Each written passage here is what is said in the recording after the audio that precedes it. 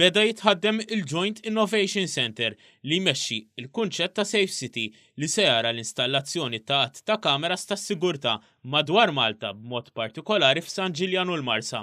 Dan bilan li tiżdied is-sigurtà għar-residenti. Dan il-proġett imħabbar fil-budget tas-sena d-dieħla se jara l-użu ta' teknoloġiji avvanzati fil-qasam tat-telekomunikazzjoni u sorveljanza viżiva. Sissa dan il-proġett diġà qed jitħaddem f'post mhux pubbliku hekk kif it-teknoloġija diġà tinsab f'pajjiżna biex tiġi pruvata.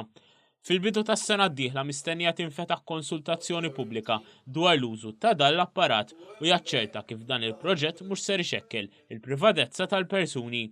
Is-Segretarju Parlamentari għall-Ekonomija Diġitali Silvio Xkembri saħaq li dan l-apparat se jsaħħaħ il-ġlida tal-Pulizija kontra l-kriminalità.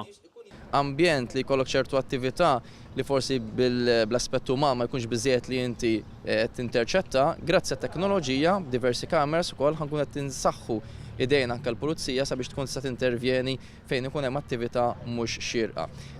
Il-Ministru għall-Intern Michael Farrugia qal li permezz ta' dan il-kunċett mistennija titnaqqas il-kriminalità f'pajjiżna u għannota kif in-nefqa kapitali għall-intern u s-sigurtà nazzjonali rażżida ta' 85%. Qal li permezz ta' dawn il-fondi ser jinbena laboratorju forensiku indipendenti ġdid li l-bini tiegħu mistenni jibda s-sena d-dieħla.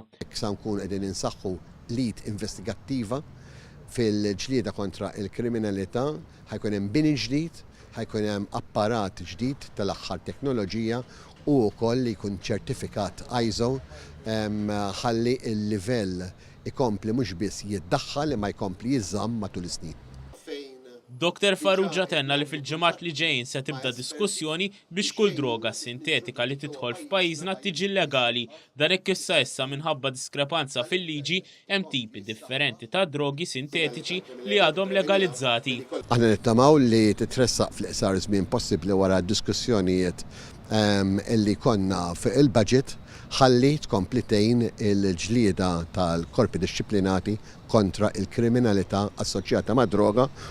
Is-Segretarju Parlamentari Silvio Xkembri qal li mill-ġimgħa d-dieħla l-Awtorità Maltija s-Servizzi Finanzjarji, l-MFSA u l-Awtorità tal-Innovazzjoni Diġitali ta' Malta se jingħataw poteri ġodda. Li kollok kumpanija topera barra minn Malta m'għandax taqsam xejn ma' Malta, iżda tgħid li għandha liċenzja minn Malta.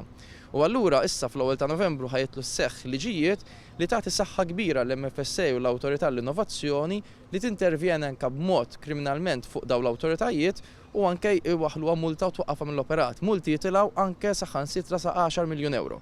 Is-Segretarju Parlamentari qal li l-budget ta' priorità wkoll is-settur tal-esports li mistenni jkun qasam ekonomiku ieħor ġdid għal pajjiżna.